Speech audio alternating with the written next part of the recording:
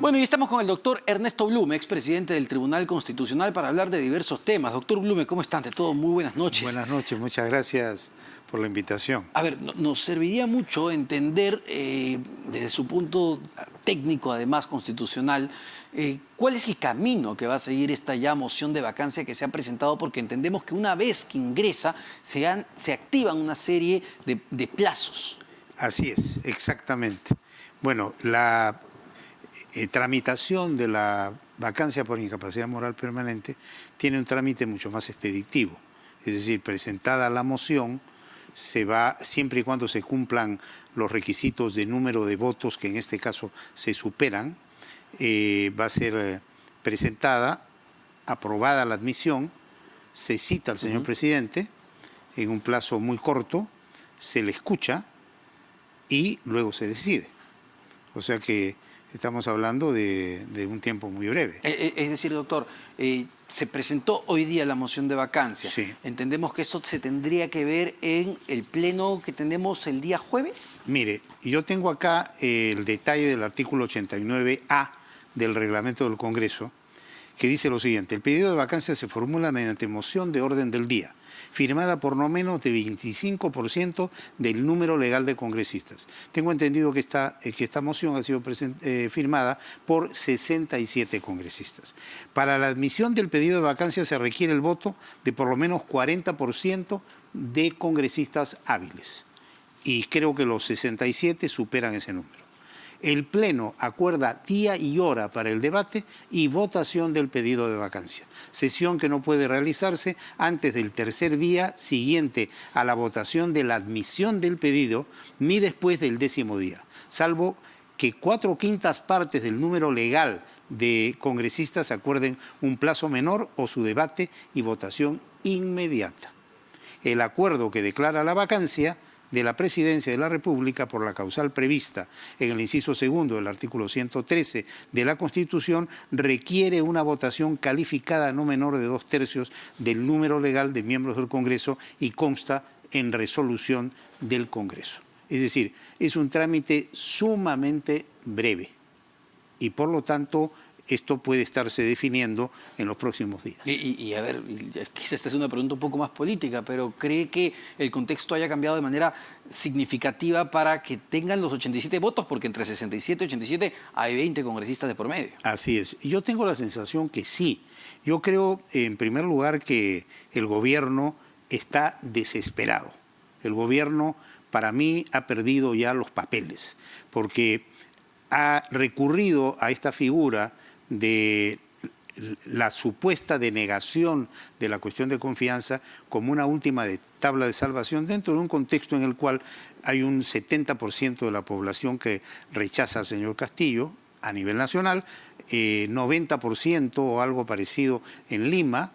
Luego ha mostrado niveles de independencia el Poder Judicial, el Tribunal Constitucional, la Defensoría, el Ministerio Público, la Contraloría General de la República, es decir, no tiene el manejo de esas instituciones.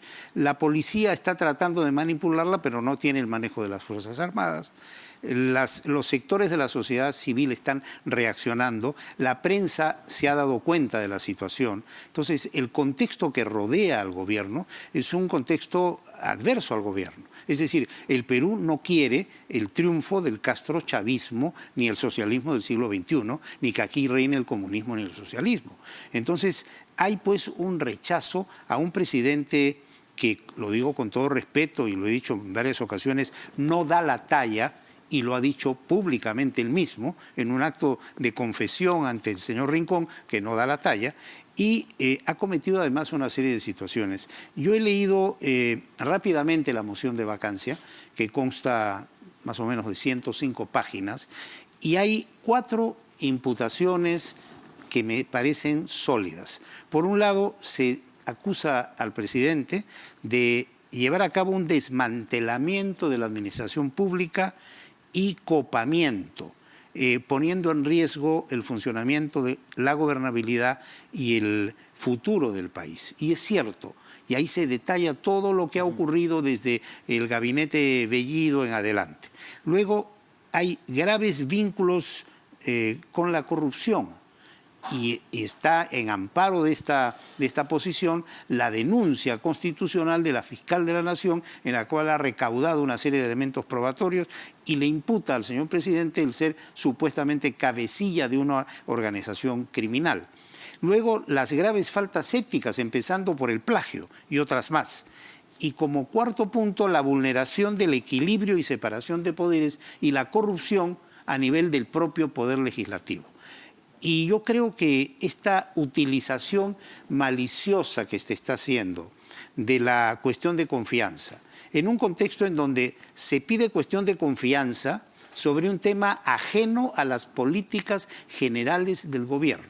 Y sobre ese punto, doctor, Sí. ¿hace bien el Congreso de la República en acudir al Tribunal Constitucional para esta demanda competencial y, entiendo, medida cautelar? Yo creo que sí, porque se está produciendo un conflicto competencial, porque el Poder Ejecutivo parece no entender que no puede plantear cuestiones de confianza en temas ajenos a políticas generales de gobierno.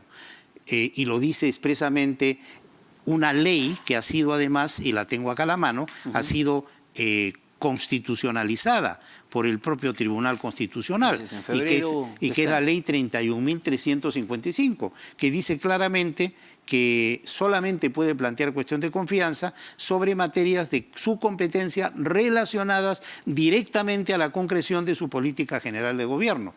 Dice además que la denegatoria o concesión de la cuestión de confianza requiere acuerdo expreso del Pleno. Dice además que la comunicación sobre la admisión o denegación de la cuestión de confianza la hace el propio Poder Legislativo por escrito mediante oficio regular y que es el propio Poder Legislativo el que tiene la competencia de explicar el sentido de su decisión. Es decir, la interpretación que han hecho ellos es ilegal e inconstitucional. Es totalmente ilegal e inconstitucional, jalada de los cabellos, propia de una interpretación caviar, que es la interpretación que jala conceptos como si fuera pues una goma de mascar y un chicle. Pero no llama la atención que haya un expresidente del TC en el gabinete y que ha participado, entiendo, en esta interpretación. Yo tengo entendido que además fue el autor de la tesis de la denegación fáctica en el gobierno del expresidente Vizcarra, ¿no? Y por lo tanto no es de extrañar. O sea, el autor intelectual de ese despropósito que llevó a cabo el señor Vizcarra, pues está ahora de miembro del Poder Ejecutivo. Pero en algún caso en y ese lo digo momento con todo respeto porque yo lo conozco y le tengo una especial consideración. Sí, claro, pero en ese caso, para hacer la diferencia, sí fue validado por ese TC. Por una mayoría del TC fue validado efectivamente, con el voto en contra del doctor Ferrero, del doctor Sardón y claro, de pero quien habla. Para nuevamente hacer la diferencia, en este caso ya existe una ley muy clara que establece que no se puede interpretar Y no fácticamente. solamente eso, sino que esa ley fue impugnada de supuesta inconstitucionalidad Así es. por el propio Poder Ejecutivo. Y el Tribunal Constitucional, mediante una decisión de marzo de este año, dijo que esa ley era constitucional y por lo tanto esta es una ley constitucionalizada. ¿Y cree que esa interpretación convalidada fáctica, por el tribunal? ¿Cree que esa interpretación fáctica que ha hecho el gabinete de Aníbal Torres lo que busque es finalmente el cierre del Parlamento? Mire, es un despropósito monumental que revela la desesperación de un gobierno que se cae a pedazos, que está destruyendo al país y que obviamente los ha colocado en una situación de inconstitucionalidad y de ilegalidad, porque los ministros que han firmado esa acta en la cual se interpreta que la declaración de improcedencia del pedido de confianza es un rehusamiento de la confianza, ahí han incurrido pues en una situación muy delicada. Y yo creo que esto ha colocado las fichas,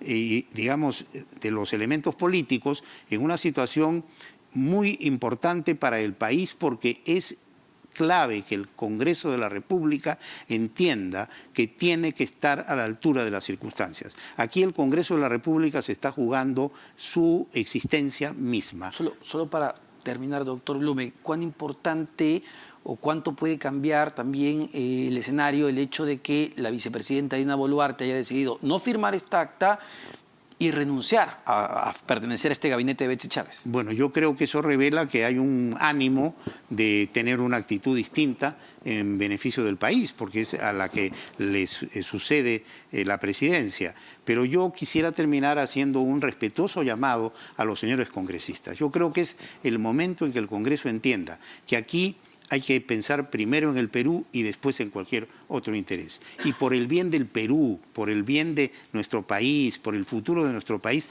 acabemos con un gobierno que está destruyendo al país y que lo que pretende es instaurar el castrochavismo en el Perú. Eso está claro, está en el plan de gobierno de Perú Libre y por lo tanto tenemos que ser conscientes. Y los peruanos no somos comunistas, no somos socialistas, no somos castrochavistas y no debemos permitir que esto ocurra. Entonces yo hago votos para que Dios ilumine a los señores congresistas y esta vez entiendan que tienen que pensar primero en el Perú y después en otro tipo de intereses. Ernesto Blume, expresidente del Tribunal Constitucional. Muchísimas gracias, doctor. Nos tenemos que despedir, nos hemos pasado un poquito el tiempo, pero evidentemente valía la pena. Así que nos reencontramos, señor, el día de mañana, minutos antes de las 8:30 de la noche, porque al final, todo se sabe.